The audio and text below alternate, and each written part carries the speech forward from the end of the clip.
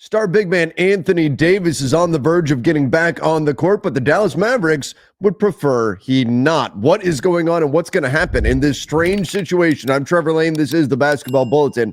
Make sure you subscribe right here to the channel and turn on those notifications. So here's what's going on. According to Tim McMahon via NBA Central, there are people within the Mavs organization who have tried to talk Anthony Davis out of returning from his injury. AD is not trying to hear all of that, according to McMahon. So Anthony Davis wants to come back, and there are people within the Mavs trying to talk him out of it, saying, AD, do you really want to come back from this adductor injury? Are you sure? And if you look at the standings, it's pretty clear what is going on here in Dallas. Now it has happened.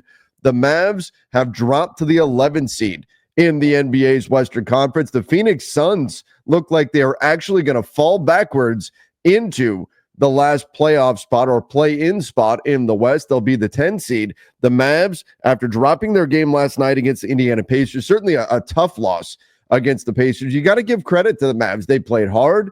They went after that game. The Pacers were without Tyrese Halliburton, but still, the Dallas Mavericks, they got out there and competed. They went after it, and they fumbled the game away right at the end. You feel for them, but 26 points for P.J. Washington. You got 18 out of Kai Jones.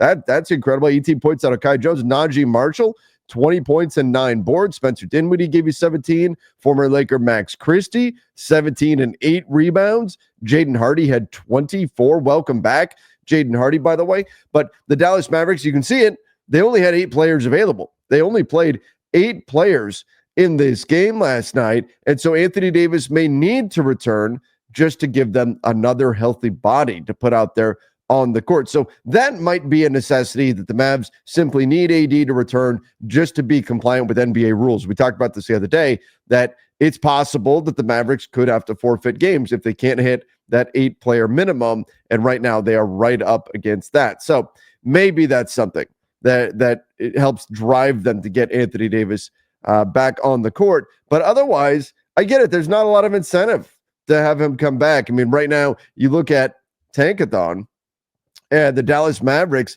have the 12th worst record in the NBA. That gets them a 6.2% shot at the top 4, a 1.3% shot at number 1 overall. But if you look, the Blazers have won 3 in a row. That's got to be enticing if you're the Dallas Mavericks. The Blazers have won 3 in a row. You're 2 up on them in the win column, which is where we look at things, right? In the standings, when we're looking at teams at the top, we're looking at the loss column. The teams at the bottom, we're looking at the win column, because those are more rare occurrences. Teams at the top don't lose that much. Teams at the bottom don't win that much. But they're 2 up on the Blazers in the win column. It would not be out of the question for the Blazers to catch the Mavs. And similarly, while the Spurs 29, they're 4 up on the win column there. That's kind of a lot. That might be tough to catch up there. But you look, if there is some way that you truly bottom out, you've got San Antonio, Chicago, and Miami.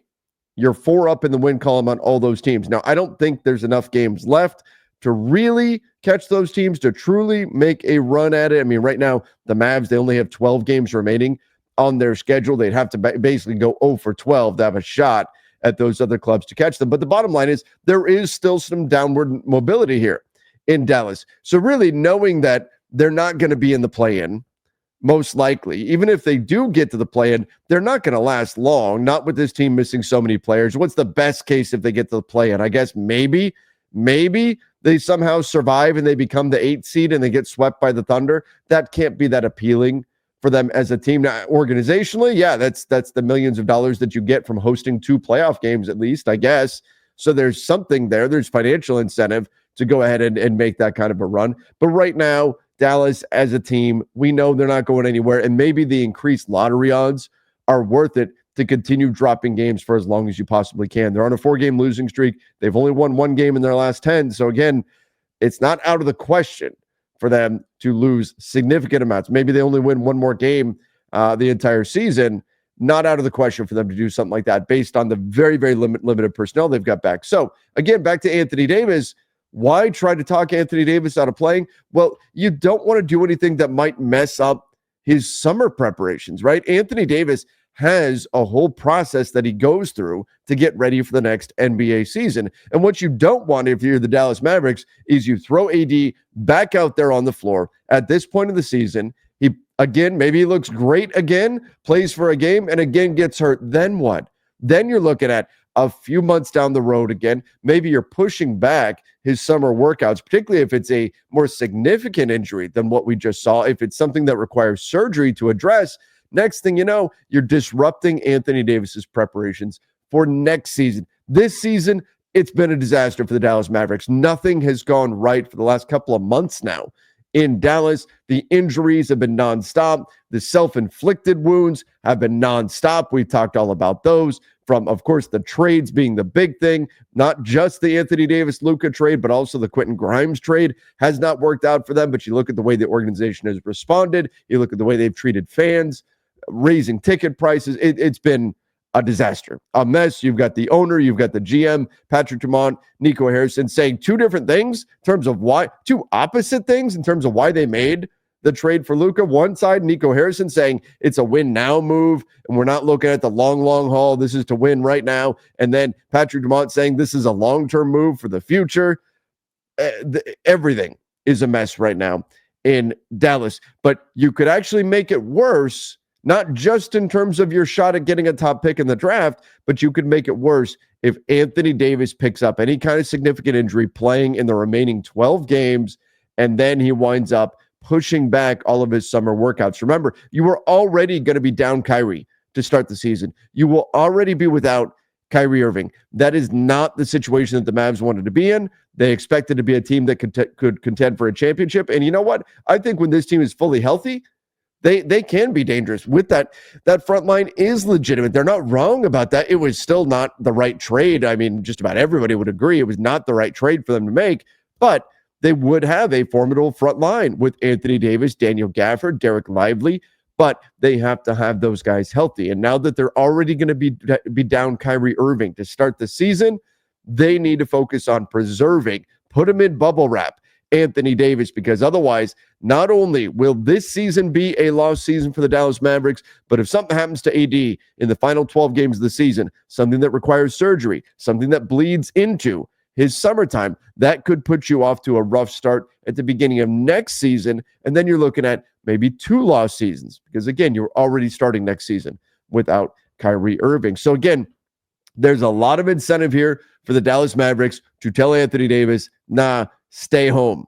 Stay home, AD. Don't come back. Don't return. The season is done. We're not going anywhere. We don't care about making the play-in. You sit over there. Here's some bubble wrap. That, I think, is what the Dallas Mavericks would prefer. Now, AD, if he's the star and he's pushing to play, says, no, I really want to get into a rhythm before the offseason. I need to get back out on the court. I want to show Mavs fans something. I want to give them something to be excited about for a fan base that's very, very down. Look, that's a very noble thing. And I can't blame Anthony Davis. You know, for as much as gets made about the NBA and load management and all that, you know what I've found pretty consistently?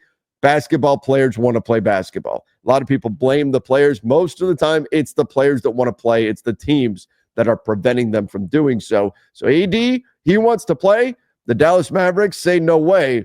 Who is going to win out? Will AD get back on the floor for the Mavs? And should he, is my question to all of you. Let me know in the comment section down below. Till next time, everybody, don't forget to hit that subscribe button. See ya and stay safe.